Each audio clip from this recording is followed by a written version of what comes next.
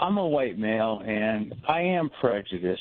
The reason it is something I wasn't taught, but it's kind of something that I learned. What can I do to change, to be a better American? I responded off the top of my head, but from my heart, and I told him thank you, and I just came up with some thoughts about how he could sort of integrate his life and learn to have more empathy and compassion with people of color. Your ability to just say, this is what I have these fears and prejudices, and I want to get over them, is one of the most powerful things that we can do. So what can you do? Get to know Black families. Join a church if you are a religious person that is a Black church or a church that is interracial. Foster conversation in your family and in your neighborhood where you're asking exactly those kinds of questions. I think a lot of white folks wanted to hear that they could make that kind of admission and not be greeted with the anger that they fear, but rather understanding and a sort of productive way forward.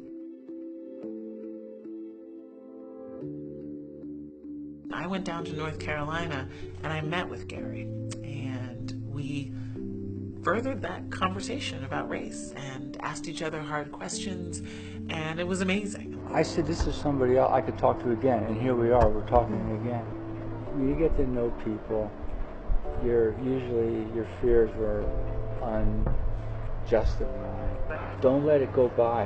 If you've got 8 million people responding positively to my insecurities, they must be having the same things. Yeah. It's just something that is we don't practice, and taking that first step is the hardest thing.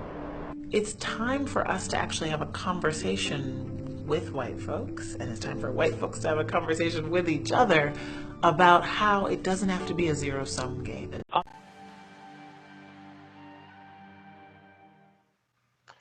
Hello, everyone, and welcome to Genealogy Adventures. I'm Brian Sheffy. I'm Donya Williams. How are you guys today? And we are joined again this week with guests from last week to carry on the conversation, Loretta Bellamy and Hamad Hassan. Sorry. Yeah, thank you. Cousin, what's going on here? Hi, cousin. I'm so sorry, Hamad. Your last name just flew out of my head there for a second. Anyway, thank you once again for rejoining us, because we had such an amazing conversation the last week. So today we're going to be talking about brick walls of a different kind. Normally we talk about records, not being able to find records for an ancestor. Today we're going to talk about finding or discovering family members who identify as a different ethnicity or race than you do, or finding out that you actually descend from an ancestor who has a different race or ethnicity from the one that you identify with, because that can cause all kinds of issues, all kinds of problems. And again, it's just one of those kind of sensitive family information. So the video clip that you saw on the introduction of the show was a brilliant clip that Donya found on YouTube. And we felt that really did a good job kind of introducing the topic of this show. And Donya, did you want to say a little bit more about the video? Okay, well, the video to me, so this is what I have to say about the video. I loved it. It was about this lady she was on a show, and this man called in, and he admitted his prejudice, and which was brilliant. And he was like, how can I fix that? How can I change that? And she gave him all these ideas, and she went even further by going to visit him, and they were able to talk, and they were able to go into detail, and they were able to ask questions that needed to be asked. That is what has to happen with us. We have to be able to ask these particular questions. We have to be able to be bold enough to answer these questions, and let people know, as far as all of that is concerned, how we feel on both ends, and not get angry when we have these questions. So that's what this show is about. It's about what we're adding on to our particular trees, and our families, our white families who don't want to add us on because we're Black, and our Black families who don't want to add our white families on because they're white. that doesn't make any sense because we're family nonetheless. So, And I think that, and I think again, like last week, this is going to be a really good panel because just like we had different viewpoints from last week, all four of us have very different viewpoints in terms of, well, not viewpoints, experiences, in terms of meeting family who don't look like us or may not even pray like we do. For my own, and I'm sure we're going to kind of dig into this, over the hour, but my experiences have been both amazing, kind of and some of them have been pretty awful. So my experience runs the gamut. yes. Well, so as far as, Hamad and Loretta are concerned, Hamad has dealt a lot with our white families on the settled side. I've dealt with some of my white family on the Yeldale side. None with my white family on the Brooks side. I just can't seem to get past But Hamad, what is your experience? Loretta, what are you two guys' experience? Well, I've had good experiences, and whenever I do, I invite them to the group. So we have Holly and her sisters, Gina and Dana. They've been very open and accepting. We've met in person. It's been perfect. But that's been the exception. That's been the exception to the rule. Yes, it has. Most of the time, I get, well, I don't know how this could be. It's impossible. I've never heard about this. Look, man, the DNA doesn't lie. The DNA doesn't care what you think or thought or what your mother told you, your grandparents. We match. I look at the tree. I see a settles. I'm a settles. That's our connection. And they deny it. Some have been very rude with me, forceful, saying, look, I wish you the best of luck, but we're not family. Wow. Yes, I've had that. I've had people send me pictures and say, well, you can't share that picture. I don't want that picture being shown to anyone else. Mm-hmm. So you mean they acknowledge that they're family, but they won't let you show the picture? Right. They say, here's a picture, but don't show it to anybody. And what they do is one-on-one, they may call me cousin. But if another white person comes up, they call me a friend. What? Yes, I've had that. This is my friend, Hamad. And I've had some that don't care. They're just wide open, we're family. And they don't see the importance of my color. But it's been rough sometimes. It's been rough. That's been my experience. And do you? What about you? Mine is the same with on the same lines as Hamad. Either they're all in or they're not, or they'll acknowledge it, but they don't want to take it any further than that. It's a don't tell. We don't want to talk about it. Okay, yeah, we must have something in common because DNA doesn't lie, but we're just going to leave it at that. We're just going to leave it right there. But their reasons is because they don't want to upset the family. And, when I asked one particular white cousin, are you guys prejudiced? Well, no.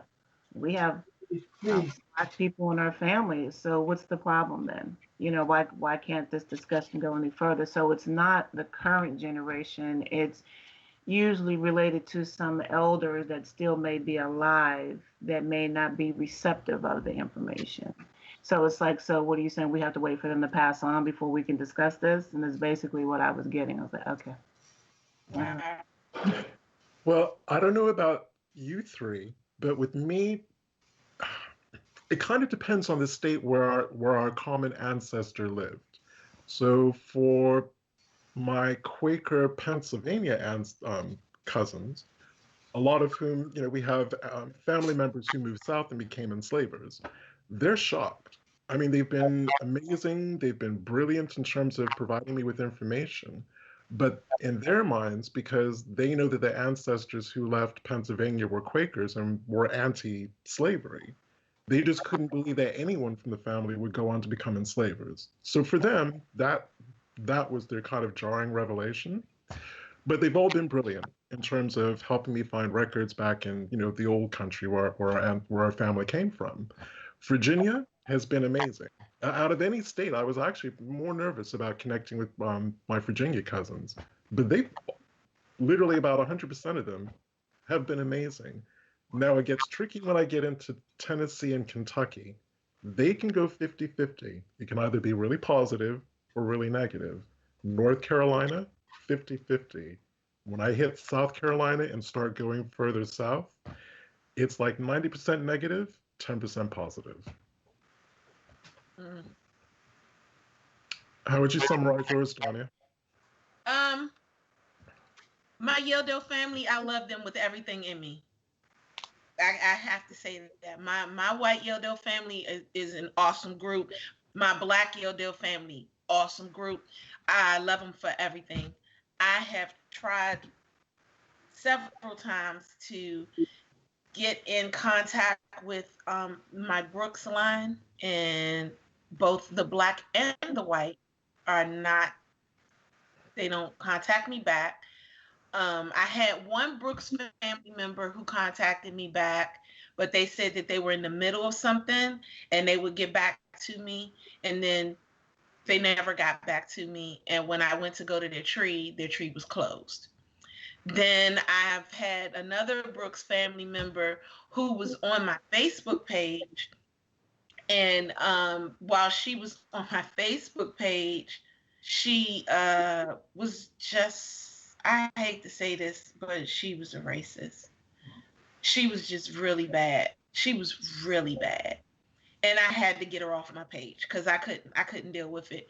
I needed to stay a certain way. I need to be presentable. And and she was just kind of taking me in a direction where I was like, you know what, this is not gonna work. So you have to go. And then my Williams line, I have also found that they'll say, yeah, we're ready for you. And then they'll close their tree down. So, yeah.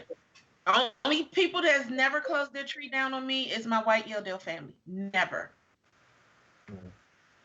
So what I can say is when I met white cousins for the first time, I couldn't have met nicer people. Both Bo and Teresa were on the Sheffy, my dad's paternal Sheffy side of the line.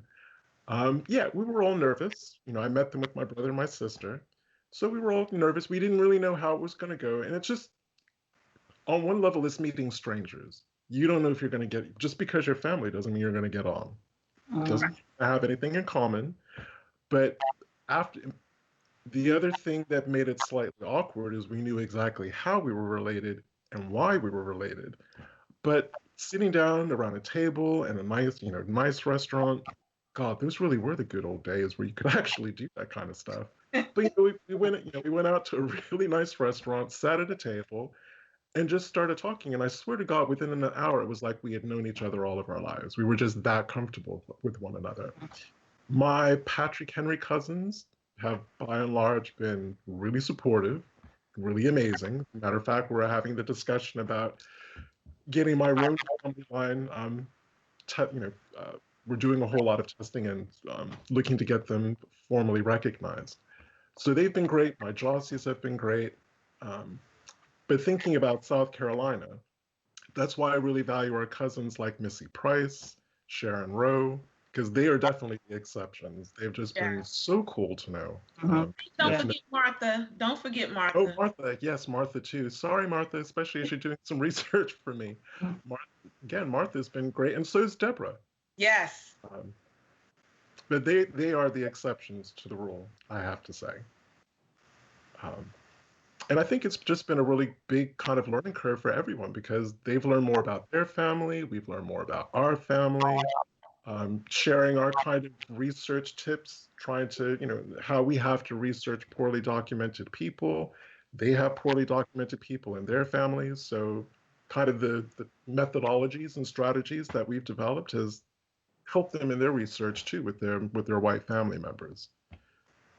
Brian, I just have a question for you. How comfortable or uncomfortable is your conversation with your white ancestors when you really get into the slave master conversation? How do they feel about that, and how do they respond to that? That is an excellent question. That is. And I can say hand on heart, it depends on what I know about the enslaving ancestor and how my mulatto ancestor was conceived, the circumstances. So with my Sheffy cousins, we don't know. We know that Jemima George had at least 5 children with John Adam Sheffy, who ended up going to Tennessee. I'd like to think that because they had more than just 1 or 2, that there was, and again, I'm only hesitating because I don't want to be dragged and I don't want to deal with nonsense on Twitter and Facebook. Because America, we haven't had this conversation. There's no terminology or vocabulary for even discussing this. But with the Sheffys, it was just an honest conversation. It's like, look, I don't know what happened between John and Jemima, but they clearly had a lot of kids. The Sheffy family seemed to have taken good care of them, in as much as slavery could accommodate that. So I guess it was just easier. That just kind of made us more relaxed. Now, funnily enough, Teresa, Beau's wife, she is also my cousin through James Henry Hammond. Now she knows all about James Henry Hammond, so I can have an honest and frank conversation. For those of you who aren't familiar with him, James Henry Hammond was a governor of South Carolina. He was a renowned sexual predator. Even his own young white nieces were not off limits. He was also a pedophile. He liked them young. That was his thing. So we can have an honest and open, frank conversation about our mutual ancestor. But because she knew his character, she knew what kind of man he was. So again, that was an easy conversation. Now, when it comes to some of our Edgefield family, I don't know what was going on with Luke Harling. I don't know the circumstances in which our Harling ancestors were conceived. Again, there was more than one of them. So I don't know how that speaks to the nature of the relationship. I think what makes it difficult for us is if we don't know, there is always that question mark about how our mulatto ancestors were conceived. Right. We have a person who named Kelly on the show, and she did a comment. She said the first time she met an African-American cousin, the first time an African-American cousin reached out to me, I had never considered the possibility that my ancestors may have raped their slaves, and there probably was some denial on my part. 20 years later, I understand the realities of the past a lot better, and my reaction is different. But until and that's great. And the thing is, until you start to understand, like you just said, that's when you'll start doing things differently. And I think that's why the show, the video that we posted at the beginning, that's why we played that video, because it wasn't until he started to talk and understand is when he started to realize, you know what, I'm basing this on something that's ridiculous. I don't even know why am I doing this? So the first thing he did was like those steps in AA. He admitted. That was the first thing he did. He admitted that there was a problem. And that's it. But I want to ask you, Kaylee, so now do you add your African American families on your tree? Because that's what this is about. Are we adding them on our trees? Because I'm adding mine. And I'm gonna tell you right now, I don't care if nobody want them on my tree. I'm not in that business. That's your problem. That's not mine. And I've said on many times with my mom on several different occasions, you have to deal with that when you meet whomever it is that you believe in later on. I know my heart. I know who I am. I know the kind of person that I am, and I know what it is that I'm doing, and I'm doing it for the betterment.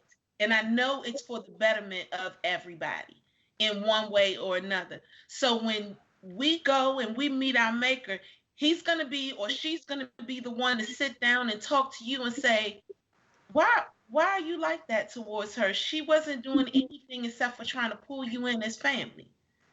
So I'm gonna put you on my tree. If you my cousin, understand and know when I find it, when I know where you go, you're there. That's a good Well, point. I was going to say the other part of my answer to Loretta's question is I always make it patently clear I'm in no way blaming any living person for something that happened 90, 100, 150, 200 years ago, Right. because that's just ridiculous. They weren't, Mhm. none of us were there. So I think that puts people at their ease. And, the fact that until I actually have documented evidence, I try not to presume the circumstances in which certain ancestors were conceived. The other thing I always point out, I don't want money. I don't expect you to pay for my college loan. I'm not looking for Christmas presents, Christmas cards, birthday cards, nothing. The only thing would like to have from you is any information that you have. So I'm not coming for the family land. I'm not coming, if you still have it, I'm not coming for the family house or the silver. Mm-hmm. Just so. That's it. And if you want to develop a family relationship, I'm open to that. Yeah. Yeah. See, that's the point. Many feel that we're going to come back, and this has been my experience. They think we're going to say, "Yeah, you guys enslaved my ancestors," you know. And I know some that have information that would be valuable to this group, valuable, but they won't do it. They won't give it up because they're saying, "Well, I'm so ashamed of my settles family having slaves. I don't want anything to do with it." And I'm like, "You're missing the point, guys. You're missing the point. We're trying to get information. We're not here to condemn you. You know, Right. But the Yeah. other thing that they're missing is the fact that this is a healing process. Everything that goes on as far as research is concerned, and I don't know about you guys, but for me, it has been such an eye opener and it's a healing process. It allows you to actually know the things that are going on. We no longer have to assume that these things happen. Like, for example, for Brian has a family member who he found out wasn't raped. It was an actual love affair. Hmm. So with that being said, not all people were raped. Mm-hmm. That's Well, it's the thing that really upsets me about Sally Hemings. Like Pocahontas, I wish people wouldn't use her name unless they really understood the history that was going on behind that. Mm-hmm. So, there's this narrative that Sally Hemings was raped. She was not raped. Her relationship with Thomas Jefferson, and I'm speaking, this is another set of my ancestors. Their relationship didn't start until she was in Paris. She was in France with her brother, who was studying to be the French culinary arts. He and she together sat down and they negotiated with Thomas Jefferson how that relationship was going to work, what was going to happen to any child that was produced as a union from that. And the other thing is, neither she or I think it was Beverly, neither she nor Beverly had to come back to America with Thomas Jefferson. France had already France had already outlawed slavery. As mm, far as the French were concerned, Sally and her brother were free. And Thomas Jefferson actually had to lie about the fact that he called them servants rather than slaves, because the French would have just turned around and it's like, you know what, you could actually sue him for your freedom and you don't have to go back. So again, like Pocahontas, I wish people really understood the history before they start trotting out names. Like Donnie was saying, not everything was rape. We're not saying that it didn't happen because we know the story of Louisa Hammond down in right. Edgewood, one of many. So it did, rape did happen. Um, True. True. And what do you think? Because I'm just full of questions today. Um, I like to throw stuff out there to get people to think. What do you think about what I would call reverse racism, where I have talked with African American cousins who hate white people, and I tread lightly because it's like their hate is displaced. it's for the wrong reason. I get the slavery thing, but that wasn't you. You weren't there. And while we talk of everything from reparations and things of that nature, I've dealt with some black people who refuse to accept the fact that they have white relatives, don't want white relatives on their tree, and don't want to talk about it. Just like reverse, like white folks too. So have you guys come across that? I will let others answer because with my family skin tone, we always knew we had white relatives. We just didn't know who they were. So Mm-hmm. I'll let the rest of you answer. I had one uh, experience where I did research for a friend. I traced his line all the way back to the plantation. And my friend is very light skinned, very light skinned. It's obvious, right? And he Mm-hmm. swear to that day it's Native American blood. You know, do that. And I'm like, no, that's English, brother. But no, Hamad, you're so true. There is that persistent, and it's not denying that African Americans don't have some degree of Native American. I mean, again, I don't think it's really been studied. But yeah, I get what you're saying. I know of allied family lines where they've said the same thing. Oh no, we get our hair and our freckles and our skin tone from the Yeah. Cherokee or the Blackfoot or whatever Native American tribe they can think of. That's the one they. Mm-hmm. Yeah, I've come across that too. So, I got an Indian in my family, and no, that's white. It's white. It's not Indian. And I've had some people, well, my grandmother said, my great grandmother. I don't care what your grandmother said. I don't care what your great grandmother said. The DNA don't lie. That's not Indian. That's the white man. And I hate to say it, but it is what it is. That good hair you got, those freckles, that pretty sharp pointy nose, those thin lips, that's not Indian, sweetie. And some of them get offended, but I just, I'm like Danya. And maybe I should maybe try to tone it down a little bit, but I just say what it is. It is what it is. I am a big believer in Winston Churchill's statement, there is nothing to fear but fear itself. Yeah. Well, I've had my issues with though with that question that you asked. Is I had one family member who we were on 23andMe, and basically she sent me a message and she was like, I don't see how we're family. I'm 99% white. I said, oh, okay, well, we must be that 1% because you didn't say 100, you said 99. So obviously we must be that 1%. But again, Donnie, using that's such a perfect example.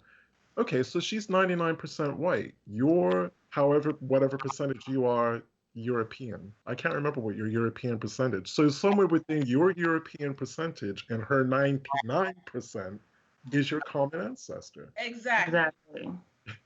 Exactly. And then the other thing was, but what was so funny is that she became my friend on Facebook. And one day I got this message from her, and all it said was, it was an inbox message, and all it said was OMG. So I went on in and I'm like, what's wrong? And she said it again, OMG, I'm about to send you a picture. And I said, okay, I can't believe this picture. I said, okay. She sent me the picture, and the picture was of two little boys, and they were black. They were black, but they were very, very light skinned. One of them was her great grandfather. Mm-hmm. She was floored. And I was like, oh, there go that 1%. I'm thinking to myself, there go that 1%. But I didn't say that part, I didn't say that to her. And she was like, I can't believe it. I didn't know. I'm like, we'll just work through it and find out who it is. And then she left. Mm-hmm. And again, I think I get this quite a bit, especially on Ancestry, is trying to teach people who identify as being white, who are mystified about this sub-Saharan, whatever degree of sub-Saharan that pops up on their kind of DNA results. And I just recently was speaking with a woman who's a Kumbo descendant. But our kind of mutual 3 times great grandfather's name is Henry Kumbi. He came out of North Carolina. His father, for what I guess his father decided that he was a fair enough complexion that he changed his race. You see on the census return, 1790, mulatto, 1800, mulatto, 1810, white.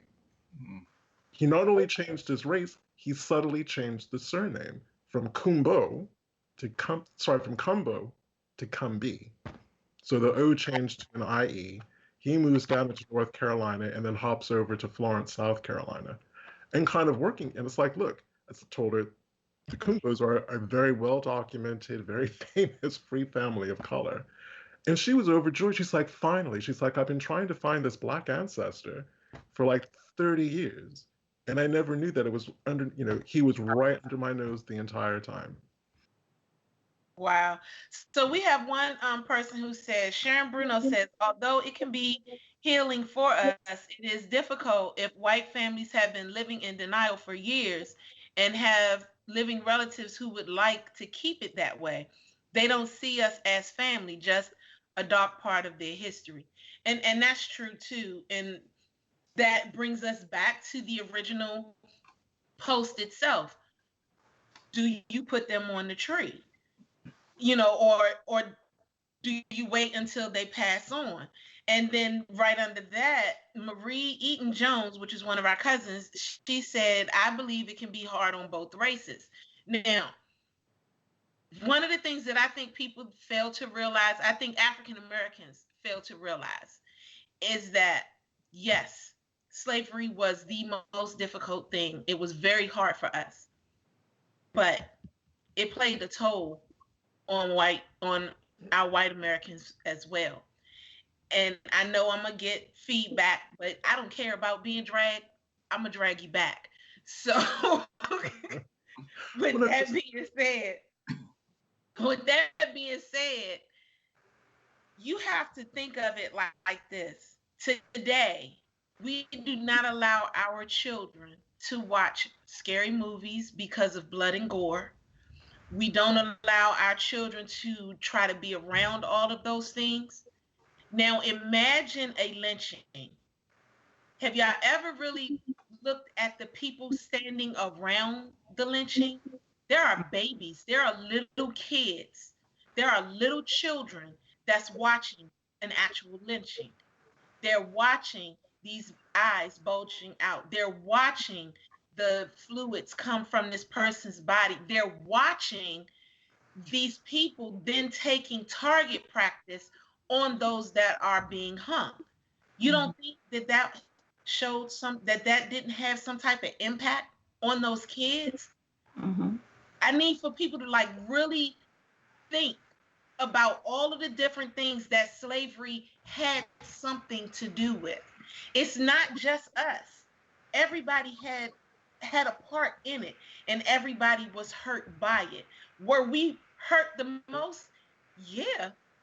Our families were separated. We can't find each other.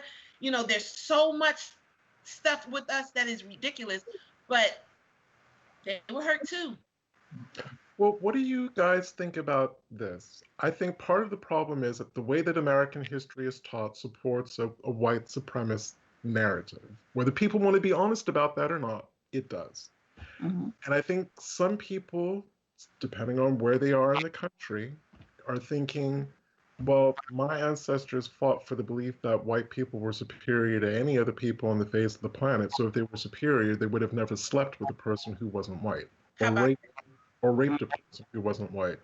There you go. Do you guys, what do you guys think of that? Do you think that's part of the problem too? Absolutely. It's the way it's taught.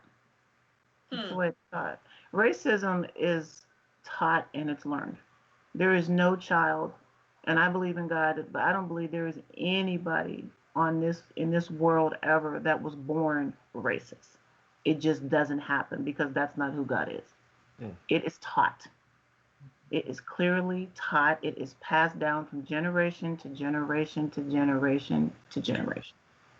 And that's all it is. It is a learned behavior. Yeah. It's learned behavior. That's all it is.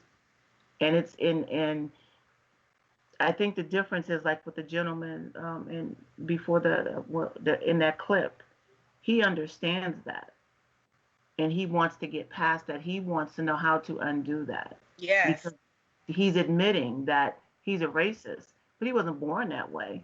He was taught. Yep.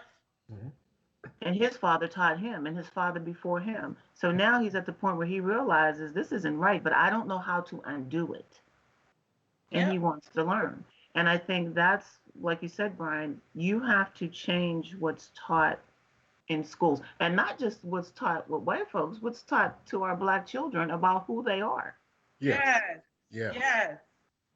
Because that plays right into it, too. You know, our kids don't know half the stuff that we know as genealogists, where we feel they get the same old thing. It's Martin Luther King, it's Harriet Tubman, it's just the same old folks. Yeah. We have such a broad range of good African American history, where we come from, our lineage, and the good things that African Americans do, but they're always taught the same core people. And that's the part that's frustrating. That's what's in those books. That's all that's in those books, and it's so far beyond that. But if those books aren't changed, nothing will change. Our kids are, and I think that's where it's up to the parents. Yeah, you got those books in school, but now when you're at home with your kids, you can insert into your children what you want. You can change the narrative of what they learn in school. And I think that's the responsibility of African American parents and white parents. If you believe that what your ancestors did was wrong, then you can change the narrative too of your white children to say, listen, everything that you read about white folks and white supremacy, all that's supremacy, that's not true. So both parents, white and Black, can change the narrative and can educate their children at home in their own space to combat what's the crap that they teach at school. As far as I'm concerned, is crap. Yes, and that's the thing about that. And I want to piggyback on that one, because my feeling is this: if you're going to, when you learn about people like Patrick Henry, George Washington, Thomas Jefferson, you have kids, you have your white children who are like, oh yeah, I'm connected to them in one way or another. So they already feel like they are a certain way. They already feel like they can do a certain thing, or that they can be a certain way. What happens when, for Black kids though, who is it there that's they're being taught about that they can say that? It's only the ones that they're being taught about, which is Martin Luther King, Harriet Tubman, and so on and so forth.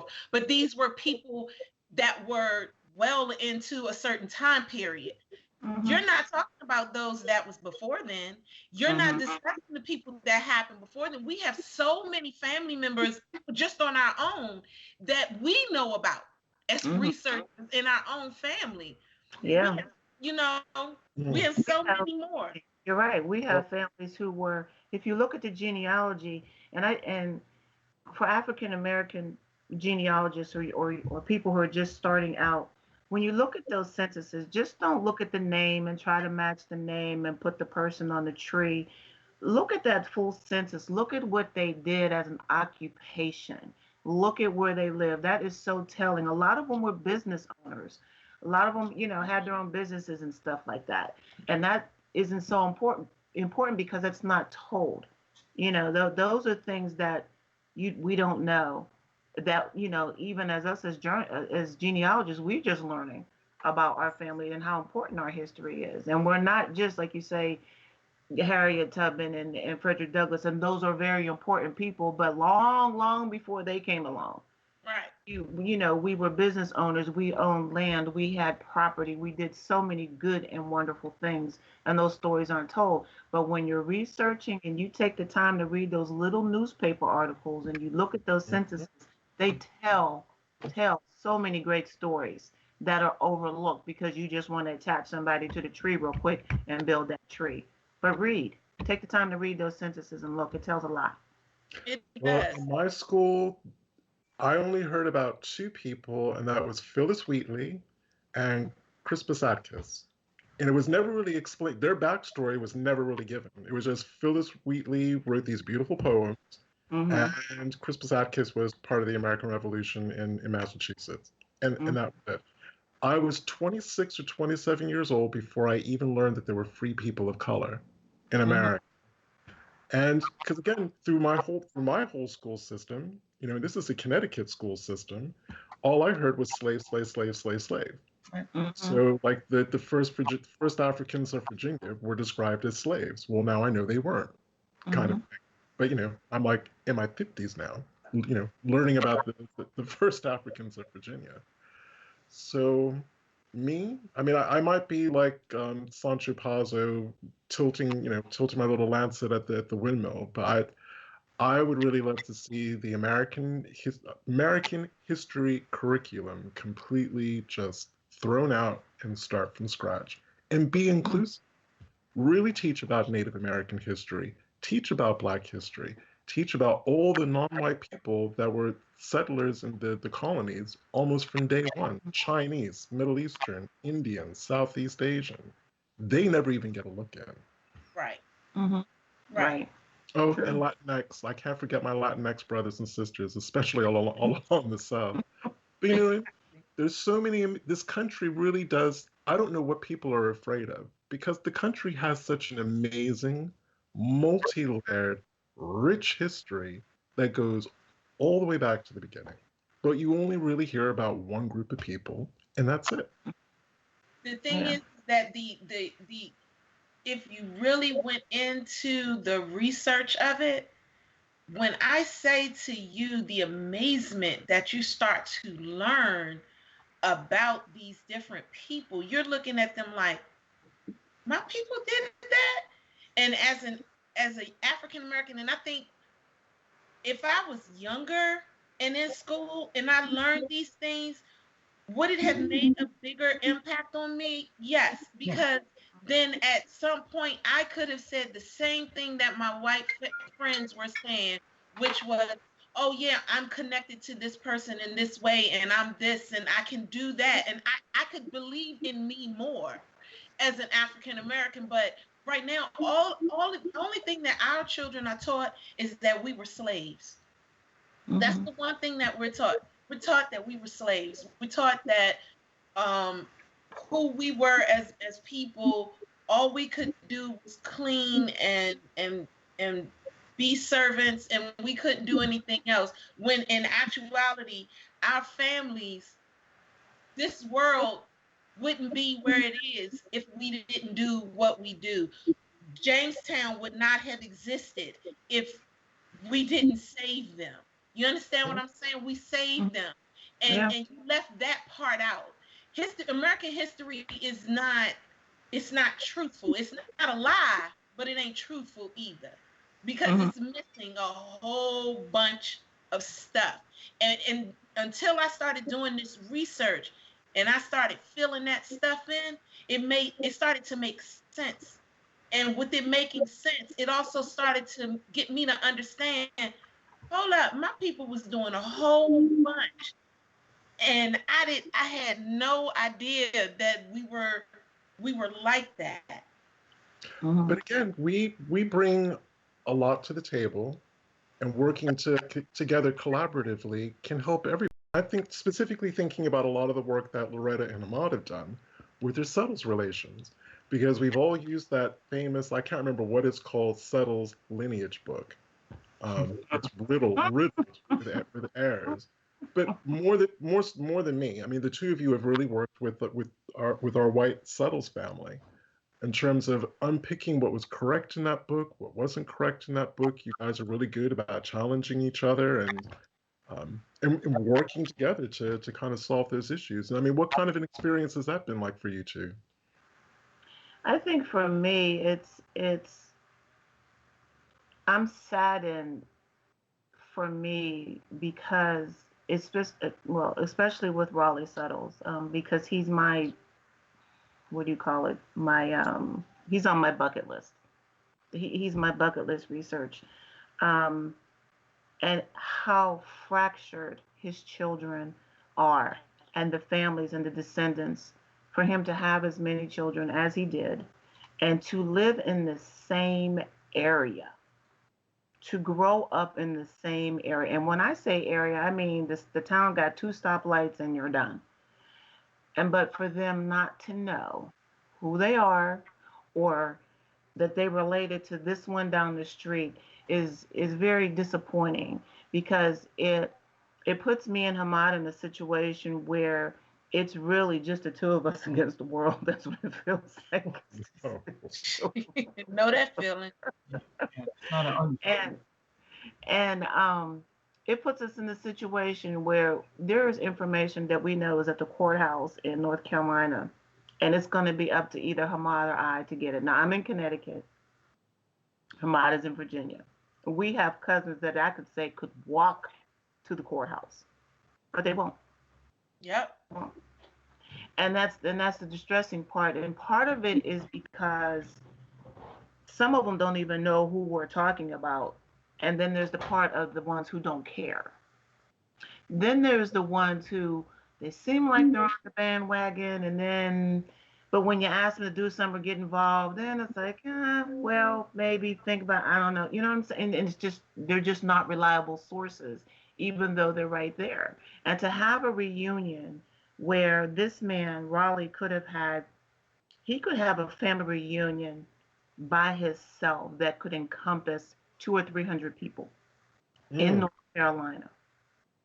It will never happen because half of them don't know. And I think one of the reasons I will say is because of the 2 marriages. And it just dawned on me last night that this could be the reason for the dissent. It's the 2 wives and children from one marriage versus children from another marriage. Because to me, that seems to be where the line has been drawn. But it's still distressing because we can't get them to collaborate. Right. Yeah. I mean, so we have some people who are responding, and Marie Eaton says it really changes your life when you know who you truly are. So I guess she was responding to what I was saying. And then it said, Gladys Hardaway says history should be inclusive and truthful, which I agree. I'm going to go look at this link that Martha had put up, but Martha Marshall put up a link. I guess it's about what's in the books. Kaylee said, I'm pretty sure I graduated high school knowing who Martin Luther King and Rosa Parks are, but not much more than that. And that's crazy. Harold Locke, he says, I got contacted from cousin matches of enslaved family lineage that have to share a close enough DNA match to, but haven't gotten a good enough tree to give them the answer of how yet. At present, I know that my oldest known surname ancestor is an unexpected paternal event.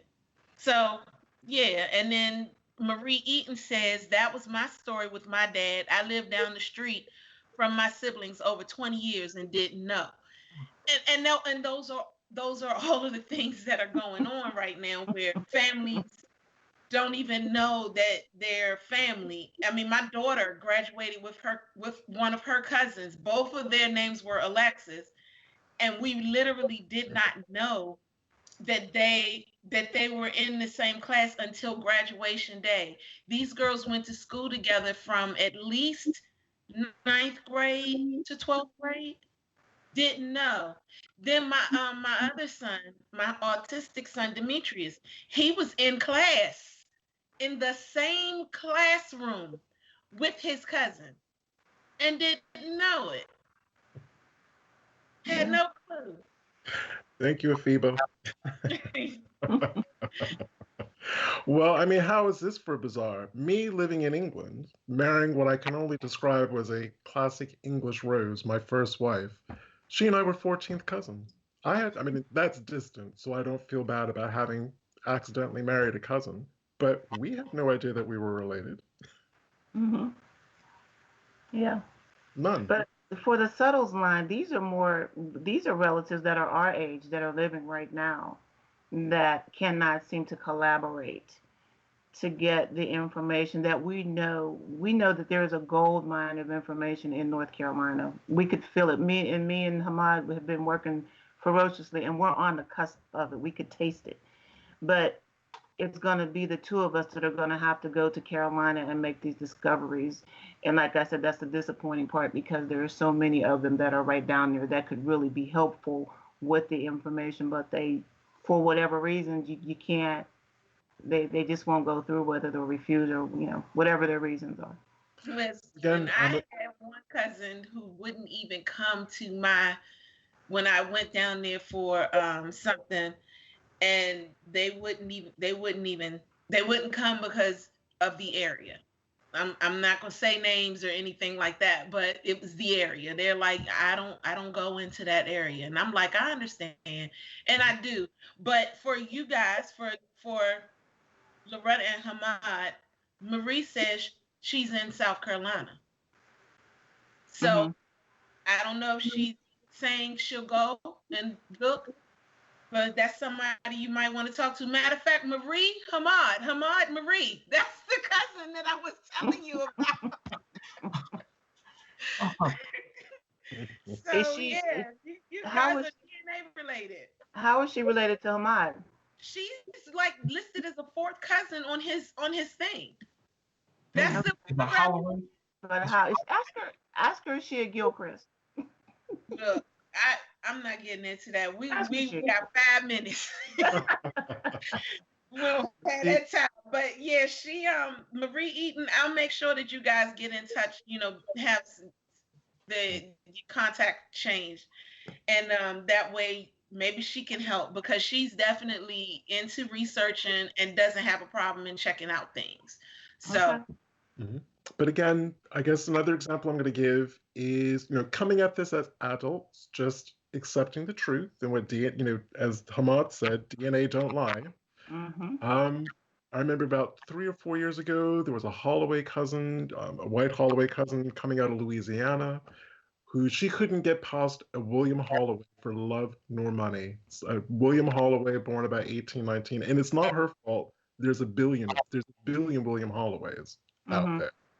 But because she popped up on the DNA match list, she matches all of you, all of us, and I was just looking at how she was matching everyone, and I was able to help her identify the correct William Holloway that had left Edgefield to go down to Louisiana. And she was just so happy. She'd been working on it for a long time, and she was just so happy to have that answer. It didn't matter to her that the answer was coming from someone who wasn't white. She was just finally pleased, as I said, to be able to push her family story back a little bit further. Right. And she said Holloway. Marie said Holloway. Okay, then that's the connection. Big family, Marie. We haven't touched the Holloways. Most of us, we really haven't delved into the Holloways. I think we're all scared. Yeah, that's like the Mathis family. That's me. I get stuck into the Holloways. Yeah. Harold Locke said, I think at the time we meet our maker, we could be beings of light. And at that time, we all will know our true identity. I know that's right. That's beautiful. That was beautiful. I guess my kind of final closing message is, if you do genealogy, if you're going to get, genealogy isn't for dilettantes. It's not entertainment. It's not something that should be taken lightly. You do it, you have to be prepared to accept whatever it is you find, no matter how uncomfortable that makes you. To do it, you have to do all of it. You have to be 100%. Yeah. And you have to understand, and you have to also understand that when you do the genealogy test, which is a show that Brian and I are talking about possibly doing, but when you do that genealogy test, know where you're testing at and who you're, the companies that you're working with, because you're going to get contacted. You're going to get contacted. And if they're going to contact you, you need to know whether or not you're ready to do that. Or if you're looking at just ethnicity, you need to know which place to go to do that. Just it's not for the faint of heart. It's not. Genealogy as a whole is not for the faint of heart. But when you add DNA in on it, understand and know that things are going to happen and you are going to find some stuff out. That just know that. Absolutely. DNA don't lie. Yes, sir. It can change your whole. I know guys that took a DNA test thinking I'm Irish or I have this, and they take a DNA test and there's something totally different. In fact, they find out they were adopted. They find out that they're half siblings. So DNA, I just had one of my cousins go through that. Yeah. And come to find out, the older cousins knew about it, but they kept it secret. But the DNA just exposed them. Yeah. Pizza fever. Yeah, I think that's the part about the DNA. If, like Danya said, if you are really not ready to be truthful and honest and deal with the results, then don't bother to do it. That's right. Don't waste your time, because it's a waste. Well, again, perfect example. Not going to say where he was from, but again, I don't know why I seem to attract these messages on Ancestry, but this guy approached me, told me who our family was in common. He was shocked because he had sub-Saharan African, but he had prefaced his comment by saying, I'm going to be really honest. I'm a blatant racist. I don't like black people. I think black people are horrible. I've just found out that I'm 25% sub-Saharan African. What do I do with that?